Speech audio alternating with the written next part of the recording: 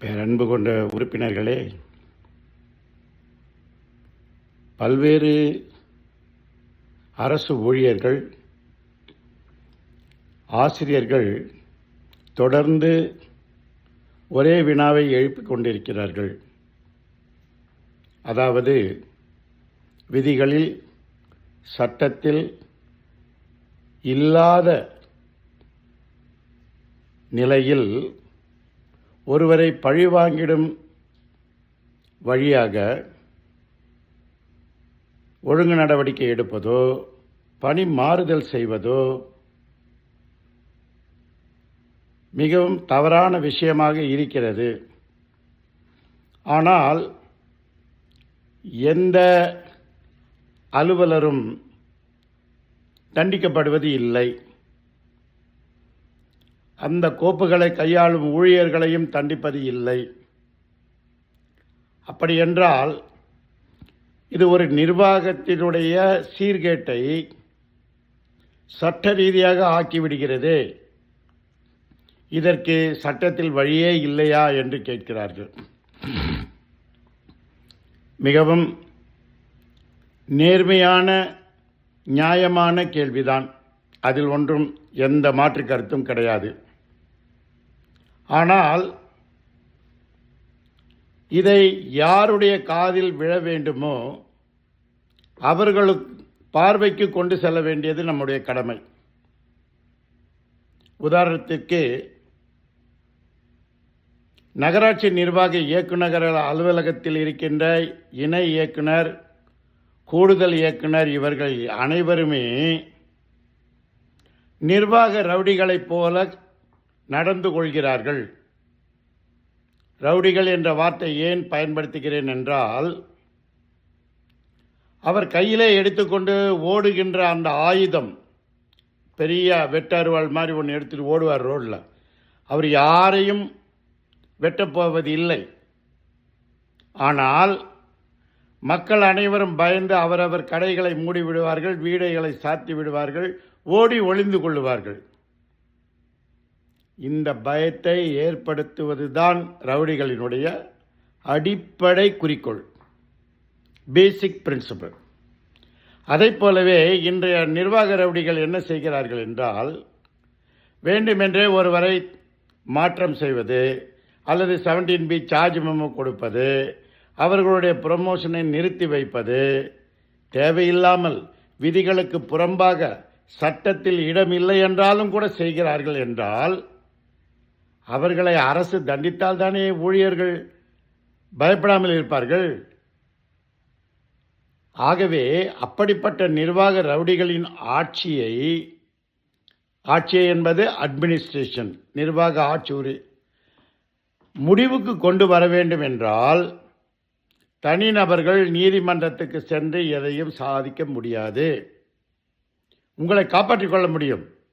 நீதிமன்றங்கள் பத்திரிகையில் வருகின்ற விளம்பரம் போல பல்வேறு கருத்துக்களை தெரிவிப்பார்கள், ஆனால் தண்டிக்க மாட்டார்கள்.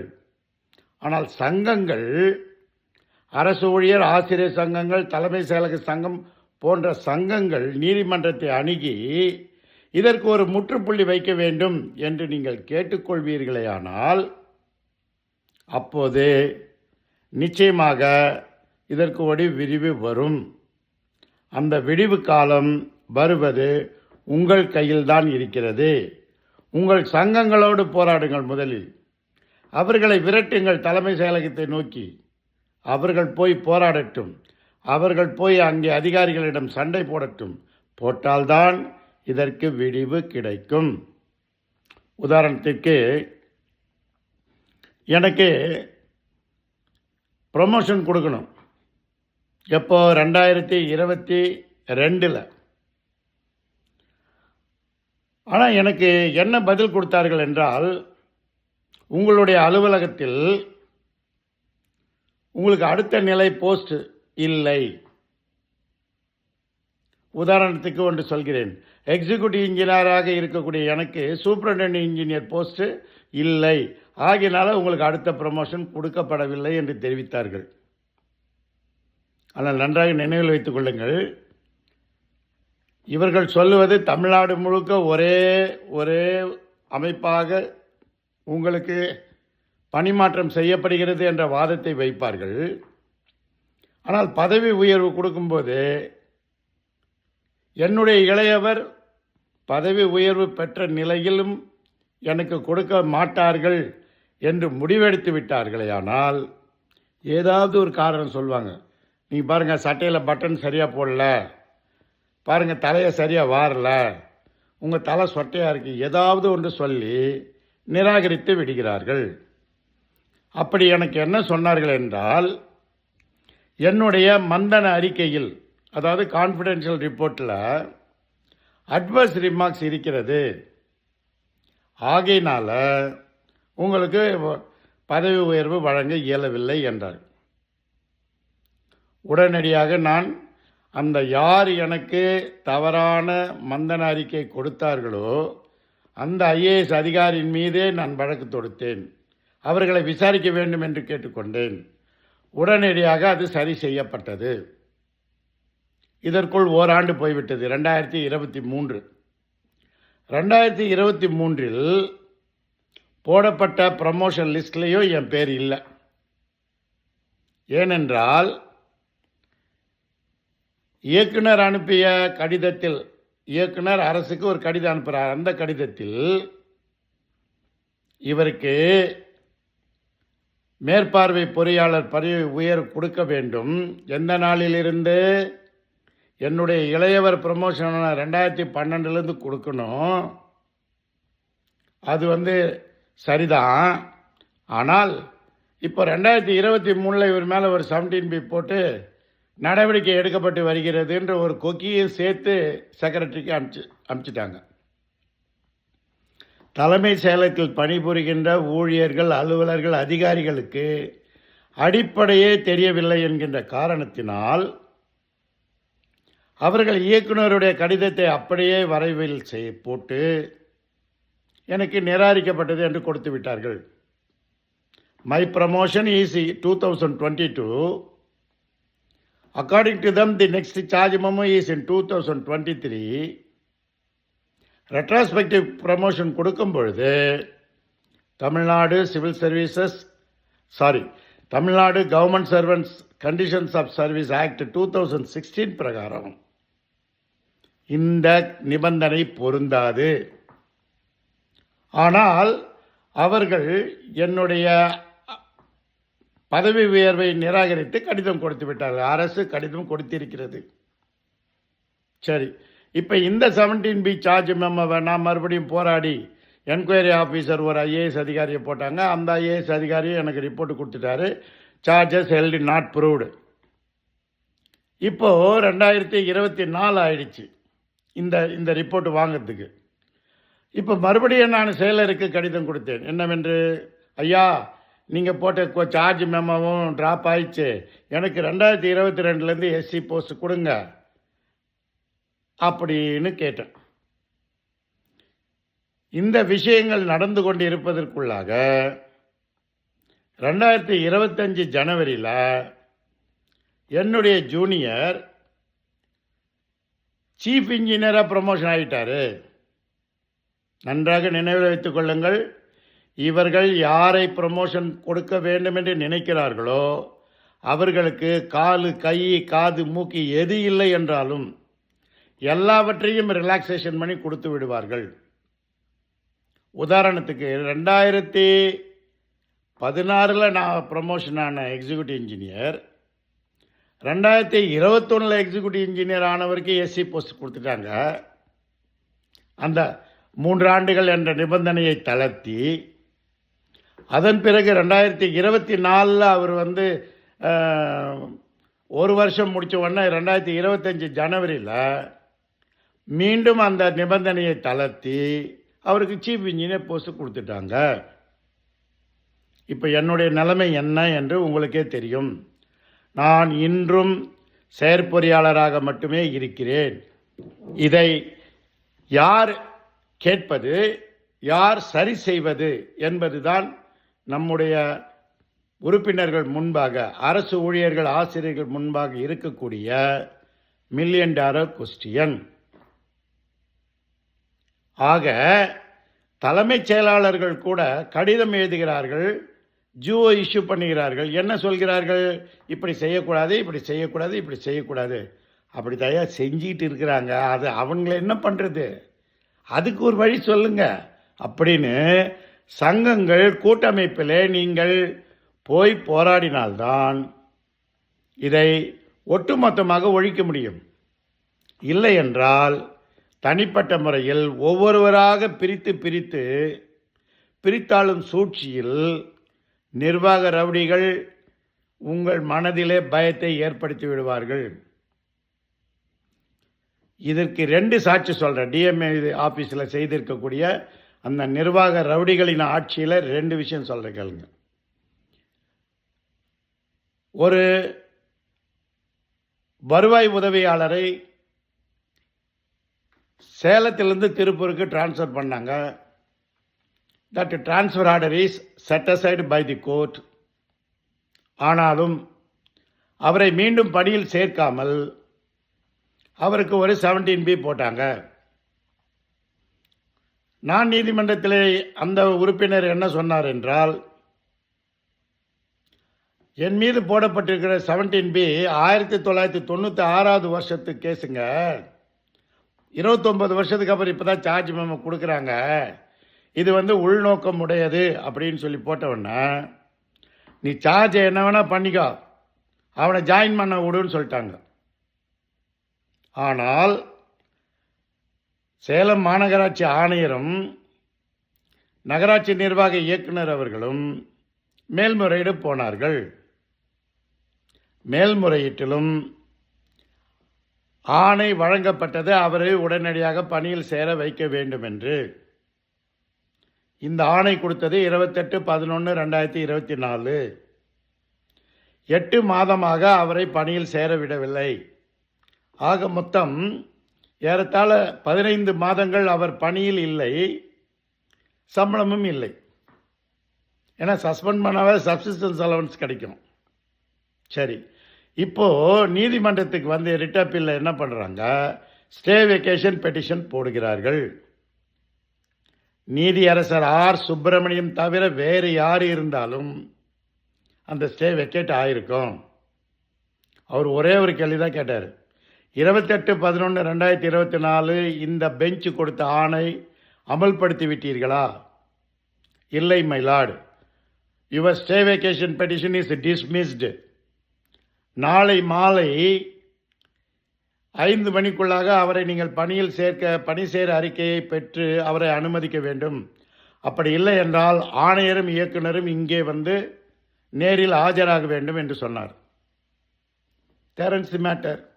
அடுத்த நாள் காலையில் ஜாயினிங், அவர் இல்லைன்னா கூட அவரை கூப்பிட்டாங்க, வா வா வா உடனே ஜாயின் பண்ண அப்படின்னு சொல்லி ஜாயினிங் ரிப்போர்ட் வாங்கி அவர் பணியில் சேர்ந்து விட்டார்.